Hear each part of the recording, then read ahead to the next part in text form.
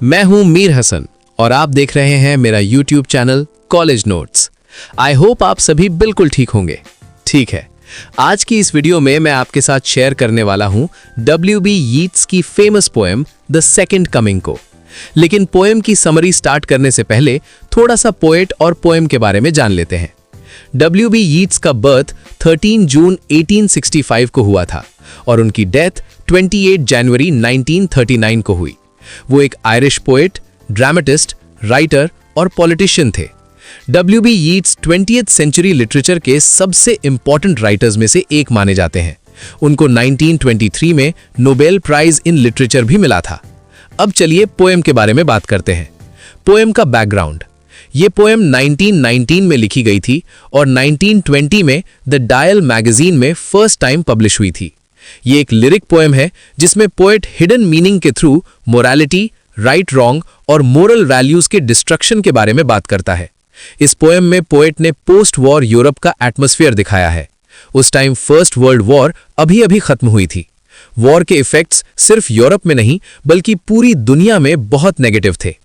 Poet इस poem के through बताता है कि वॉर के बाद दुनिया को कितना लॉस हुआ और वॉर ने वर्ल्ड पर कितना डीप इंपैक्ट छोड़ा।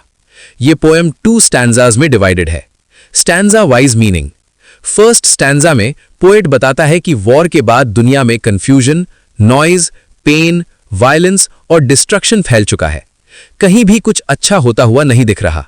सेकेंड स्टैंजा में पोएट बताता है कि जब वो पोएम लिख रहा होता है तो उसके माइंड में एक विजन आता है। उसे लगता है कि अब सेकेंड कमिंग होने वाली है। What is second coming? Second coming का मतलब क्या है? लगभग 2000 साल पहले जब दुनिया में पाप बहुत बढ़ गया था, तब जीसस क्राइस्ट का जन्म हुआ था। जीसस ने इंसान के सारे पाप अपने ऊपर ले लिए थे। अब पोएट कहता है कि आज फिर से दुनिया में पाप बहुत ज्यादा बढ़ चुका है, इसलिए अब एक बार फिर सेकेंड कमिंग होने वाली है। लेकिन पोएट जो देखता है वो जीसस का बर्थ नहीं होता। उसको एक वायलेंट और डिस्ट्रक्टिव गॉड की इमेज दिखती है। जीसस के बजाय एक स्फिंक्स जैसा क्रीचर पैदा होने वाला है।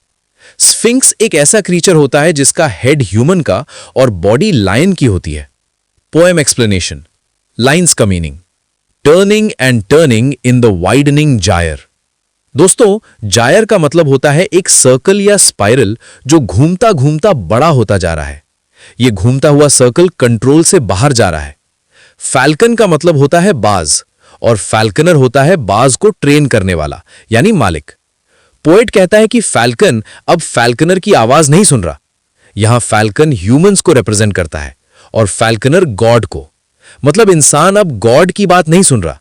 लोगों के दिल से गॉड का खौफ खत्म हो चुका है। Chaos and destruction. Things fall apart, the centre cannot hold. इसका मतलब है सब कुछ टूट फूट रहा है और दुनिया में केओस बढ़ता जा रहा है। जब गॉड का डर ही नहीं होता तो लोग जो मन में आए वो करते हैं। सेंटर का मतलब यहां गॉड का कंट्रोल है जो अब वीक हो गया है। मियर anarchy is लूज्ड upon the world. Poet कहता है दुनिया में वायलेंस और ब्लड शेड फैल चुका है। हर तरफ खून खराबी हो रही है। इनोसेंस और अच्छाई जैसे डूब चुकी हैं। अच्छे लोगों के अंदर अब होप और फेथ नहीं बची। उनको लगता है कि अब कुछ भी ठीक नहीं हो सकता। और जो बुरे लोग हैं वो पूरी इंटेंसिटी और पैशन के साथ गलत काम कर रहे हैं। Vision of the sphinx. Revelation का मतलब होता है कोई मिस्टीरियस चीज सामने आना। पोएट को लगता है कुछ बहुत बड़ा और डरावना होने वाला है। उसको महसूस होता है कि सेकंड कमिंग बिल्कुल पास है। अब पोएट एक विजन वाली स्टेट में चला जाता है। उसको स्पिरिटस मुंडी से एक इमेज दिखती है, यानी दुनिया की कलेक्टिव मेमोरी से। वो एक क्रूअल और हार्श क्रीचर देखता है जो डेजर्ट में है। वो क्रीचर स्फिंक्स होता है, ह्यूमन हेड और लायन बॉडी के साथ। वो धीरे धीरे डेजर्ट में चल रहा होता है। उसकी आंखें डेजर्ट के सन की तरह पिटिलेस और ईविल होती हैं। जैसे डेजर्ट का सन किसी पर रहम नहीं करता, वैसे ही ये क्रीचर भी रहम नहीं करेगा। स्काई में बर्ड्स डर के मारे इधर उधर उड़ने लगते हैं। उनकी शैडोज सीन को और भी ज्यादा टेरिफाइंग बना देती हैं। फिर अंधेरा छा जाता है और पोएट विजन से बाहर आ जाता है। वो अपनी नॉर्मल थिंकिंग स्टेट में वापस आ जाता है। बाइबल के अकॉर्डिंग जीसस एक बार दुनिया में आ चुके थे। अब इस बात को 2000 साल हो चुके हैं। इसलिए अब सेकंड कमिंग होने वाली है। लेकिन इस बार जीसस का बर्थ नहीं होगा। इस बार एक डिस्ट्रक्टिव और वायलेंट पावर पैदा होने वाली है। पोएट कहता है जैसे ये क्रीचर 2000 साल की नींद से उठकर आ रहा हो। अब वो बेथलेहम की तरफ बढ़ रहा है। बेथलेहम वही जगह है जहां जीसस का जन्म हुआ था। पोएट का मैसेज ये है कि इस बार सेकंड कमिंग सैल्वेशन नहीं बल्कि डिस्ट्रक्शन लाएगी।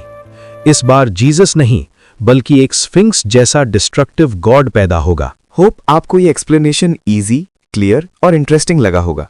अगर आपको ये वीडियो हेल्पफुल लगा तो प्लीज लाइक बटन दबाइए और अपने फ्रेंड्स के साथ शेयर जरूर कीजिए। और हाँ, अगर आप नए हो इस चैनल पर तो कॉलेज नोट्स को सब्सक्राइब करना बिल्कुल ना भूलें, क्योंकि यहाँ आपको मिलता है लिटरेचर, नोट्स, एक्सप्लेनेशन और एग्जाम गाइडेंस, सब कुछ एक ही जगह। मैं हूँ मीर हसन, मिलता हूँ आपसे नेक्स्ट वीडियो में। Thank you so much for watching and जय हिंद।